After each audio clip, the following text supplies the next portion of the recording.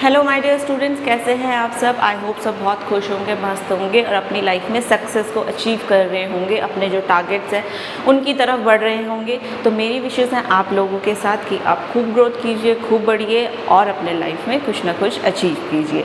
तो इसी के साथ हम बढ़ते हैं आज के सेशन की तरफ, जो कि है रियल नंबर्स का चैप्टर हम कर रहे हैं फ्रॉम द लास्ट 2-3 डेज़। और रियल नंबर्स में हमने अभी तक काफ़ी कुछ पढ़ लिया है, जिसमें मैंने आपको रैशनल इरेशनल के डिफरेंस, इसके साथ साथ आपको ये बताया है कि आपके पास जो टर्मिनेटिंग होते हैं, नॉन टर्मिनेटिंग जो डेसिमल्स होते हैं वो क्या होते हैं। हमने फैक्टराइजेशंस करे थे, हमने प्राइम के बारे में जाना था, को प्राइम के बारे में जाना था। इसके साथ साथ हमने कुछ बेसिक क्वेश्चंस को सॉल्व किया था।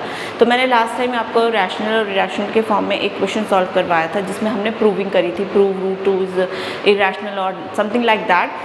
तो इसी के साथ हमने कुछ और टॉपिक्स यहाँ पर और पढ़ने हैं। बहुत छोटे छोटे नॉमिनल बेसिक टॉपिक्स हैं जो कि आपको पढ़ने हैं और अपना सिलेबस कंप्लीट करना है। तो यहाँ पर देखिए, इस चैप्टर में बहुत ज़्यादा कुछ नहीं है, कोई वास्ट सब्जेक्ट नहीं है, वह वास्ट टॉपिक नहीं है। इसमें कोई मतलब इस तरीके का नहीं है कि कॉम्प्लिकेटेड फॉर्म हो या जो आपको समझना है। बहुत ही ईजी चैप्टर है, 6 मार्क्स का है और लिमिटेड इसमें टॉपिक्स हैं, तो वो हमें कवर करने हैं और उन्हीं के बारे में आपको बार बार रिविज़न करते रहना है ताकि आप इसमें अच्छा परफॉर्म कर सको। तो इसी के साथ बढ़ते हैं हम आज के टॉपिक की तरफ। पर हाँ, उससे पहले मैं आपसे एक बात ज़रूर कहना चाहूँगी कि अगर आपको कोई भी डाउट होता है किसी भी चैप्टर, किसी भी टॉपिक के रिगार्डिंग मैथ्स में, तो आप मुझसे कमेंट में पूछ सकते हैं।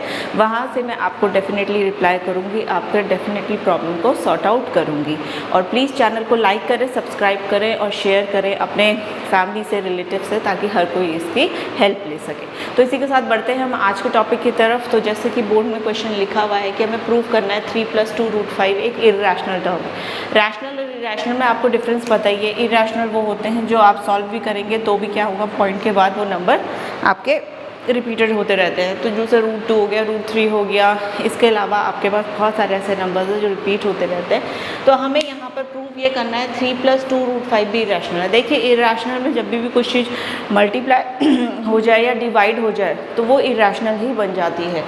अब इसे ये है तो इरेशनल, लेकिन प्रूविंग करनी है। तो जब भी इस तरीके की प्रूविंग आए तो हमें हमेशा इसका ऑपोजिट ही लेना पड़ेगा। हम ले लेंगे कि लेट हमने ले लिया 3 + 2√5 इज़ रैशनल, क्योंकि जब हमारा रैशनल गलत प्रूफ होगा तभी इसका मतलब वो इरेशनल होगा। तो हमने 3 + 2√5 रैशनल ले लिया। नाउ इसके बाद नेक्स्ट स्टेप जो होता है कि हमने लेट किया 3 + 2√5 हमने किसके इक्वल कर लिया, a/b, क्योंकि a/b, p/q ये सारी की सारी ऐसी फॉर्म्स होती हैं जो रैशनल नंबर होती हैं। तो हमने लेट कर लिया where a and b are integers, ठीक। और इसके साथ साथ एक और कंडीशन होती है रैशनल की कि b does not equals to 0। तो हमने इसको इसके इक्वल प्रूव किया। अब जैसे हमने इसके इक्वल इसको रखा, अब हमें यहाँ पे सेपरेट किसको करना है, इरेशनल क्या है यहाँ पे √5। तो इसको सेपरेट करेंगे तो पहले 3 को शिफ्ट कीजिए। तो 2√5 इज इक्वल्स टू a/b - 3, ये हो जाएगा। इसको सॉल्व करेंगे तो ये हो जाएगा a - 3b/b। अब इस 2 को भी लेके जाइए तो ये 2 अपॉन में चला जाएगा, यहाँ पे √5 इतना हो जाएगा। अब √5 is equals to a - 3b/2b। यहाँ पे ये वैल्यू, ये रैशनल फॉर्म दिख रही है, लेकिन ये किसके इक्वल आ रहा है आपका, इरेशनल के। तो यहाँ पर हमारे पास ये कंडीशन हो गई है कि देखिए, अगर आप इन दोनों को सेपरेट भी करते हो तो कैसे हो जाएगा, a/2b - 3b/2b, मतलब यहाँ पर हो जाएगा 3/2।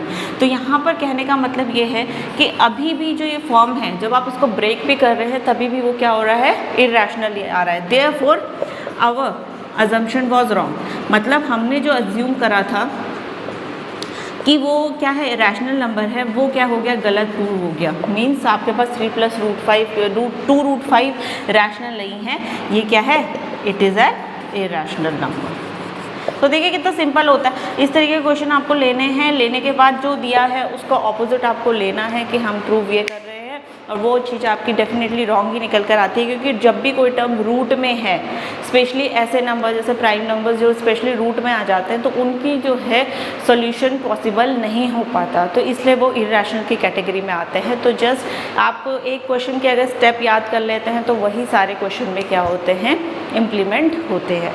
तो इसी के साथ हम बढ़ते हैं अपने नेक्स्ट पार्ट की तरफ, नेक्स्ट टॉपिक की तरफ, और देखते हैं कि उसमें हमारे लिए क्या नया होने वाला है। तो यहाँ पर हमारे पास नेक्स्ट टॉपिक है कि डेसिमल एक्सपेंशन विच टर्मिनेट्स। अब इसका क्या मतलब है? अब सपोज़ कीजिए आपके पास कोई नंबर है, मैंने लिखा है 4 अपॉन यहाँ पर लिखा 10, ठीक।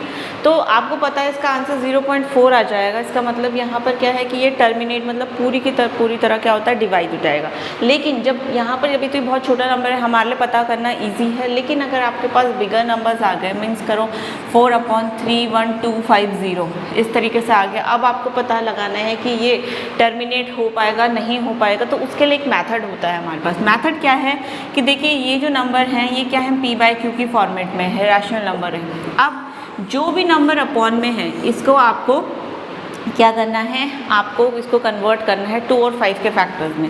मतलब कहने का मतलब सिंगल 2 की पावर n इंटू 5 की पावर m में इसको कन्वर्ट करना है। यहाँ पे n और m क्या होंगे, पावर्स होंगे। जैसे मैंने 10 है, 10 को आप स्प्लिट करते हो, कैसे स्प्लिट कर सकते हैं, 2 और 5 के टर्म्स में। तो यहाँ पर 2 की पावर n मतलब 2 की पावर 1 और 5 की पावर 1। मतलब अगर आपके पास जितना भी डिनोमिनेटर है उसमें 2 और 5 के अगर फैक्टर्स बन रहे हैं, तो इसका मतलब जो यहाँ पर नंबर है वो कम्प्लीटली डिविजिबल होगा, कम्प्लीटली डिवाइड होगा और उसका एक प्रॉपर आंसर मिलेगा, वो टर्मिनेट होगा। अगर नहीं हुआ तो फिर वो नॉन टर्मिनेटिंग। उसका भी एग्जाम्पल देख लीजिए। जैसे मैंने यहाँ पर लिखा 71 अपॉन आपके पास है 30, ठीक। अब आपने 30 है, 30 के फैक्टर्स आपको पता है कितने हो जाएंगे, यहाँ पर 2 इंटू 15 है, ठीक। तो यहाँ पर 2 इंटू 15 है तो इसके भी फैक्टर्स इजीली हो जाएंगे क्योंकि ये 2 और 2 इंटू 15 है। तो 2 इंटू 15 को भी अगर हम और डिवाइड करें तो 2 इंटू 3 इंटू 5 आएगा। तो 2 इंटू 3 इंटू 5 देखिए 2 और 5 तो आ गया क्योंकि बेस में हमें 2 और 5 चाहिए होता है, लेकिन 3 भी इसमें आ गया। इसका मतलब ये जो है ये आपका नॉन टर्मिनेटिंग में होगा, क्योंकि नॉन टर्मिनेटिंग के हिसाब से आपके पास क्या है कि 2 और 5 के अलावा कोई भी नंबर इसमें आ सकता है, और टर्मिनेटिंग में सिर्फ और सिर्फ 2 और 5 ही आएगा। तो इसी पे बेस में कुछ और क्वेश्चंस आपको करवा देती हूँ ताकि आपका ये कॉन्सेप्ट क्लियर हो जाए। तो ये 2 क्वेश्चंस हैं आपके पास, हमें बताना है टर्मिनेटिंग है कि नॉन टर्मिनेटिंग है। 77 अपॉन 210, पहले 210 के आप फैक्टर्स कर लीजिए। जैसे ये फैक्टर्स करेंगे तो कुछ इस तरीके से निकल कर आएगा आपके पास 3 9 3 5 15 देन 5 7 जो 35 एंड 7 1 जो 7। मीन्स आप इसको इस तरीके से लिख सकते हैं 77 अपॉन 2 इंटू 3 इंटू 5 इंटू 7। अब देखिए हमें क्या है टर्मिनेटिंग के लिए, मैंने अभी बताया कि डिनोमिनेटर में 2 इंटू 5 का तो रोल होता ही होता है, लेकिन कहीं भी 3 और 7 के लिए नहीं होता। इसका मतलब ये नॉन टर्मिनेटिंग है। इसका मतलब यहाँ पर ये है कि जब आप इसे डिवाइड करेंगे तो स्पेसिफिकली एक प्रॉपर आंसर आपको नहीं मिलेगा। अब 7/80 का देख लेते हैं। 80 के फैक्टर्स अगर हम करते हैं तो ये हो जाएगा आपके पास 240 then 220 10 times then 5 times then 500। तो आप इसको कैसे लिख सकते हो 80 को 2 की पावर 4 इंटू 5, तो 5 की पावर कुछ नहीं है 1। मीन्स ये आपके पास जो ये फॉर्म थी 2 की पावर n इंटू 5 की पावर m, उसमें ये कन्वर्ट हो रहा है। इसका मतलब ये टर्मिनेटिंग है। जब आप 7 को डिवाइड करोगे 80 से तो कहीं ना कहीं वो नंबर स्टॉप हो जाएगा, एक पर्टिकुलर पॉइंट तक आपको आंसर देगा। तो आई होप आपको ये वाला कॉन्सेप्ट जो था कि किस तरीके से हम टर्मिनेटिंग और नॉन टर्मिनेटिंग को निकाल सकते हैं बिना डिवाइड करे, वो कॉन्सेप्ट आपका क्लियर हो गया।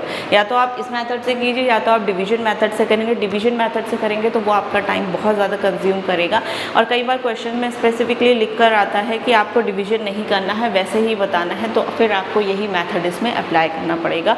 आप डिनोमिनेटर के फैक्टर करिए, अगर फैक्टर करने के बाद वो 2 और 5 की फॉर्मेट में कन्वर्ट होता है तो इसका मतलब वो टर्मिनेटिंग है। अगर 2 और 5 के अलावा भी कोई फैक्टर्स उसमें आ रहे हैं, इंक्लूड हो रहे हैं, तो इसका मतलब वो नॉन टर्मिनेटिंग की कैटेगरी में है।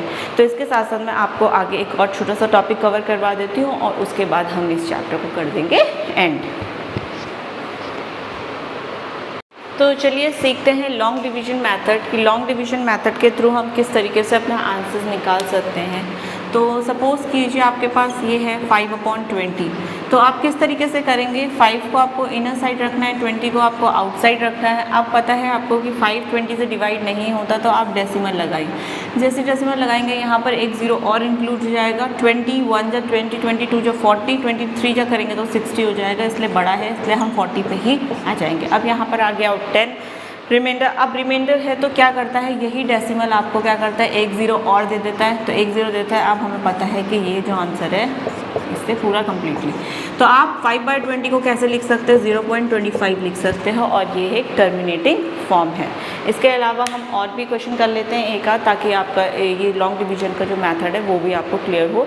वैसे तो ये चीज़ें आप अपने 6-7 स्टैंडर्ड में उससे पहले भी करना स्टार्ट कर देते हैं, बट हमारे कोर्स में ये पार्ट है तो इसको इसलिए हमें इसे कवर करना पड़ेगा।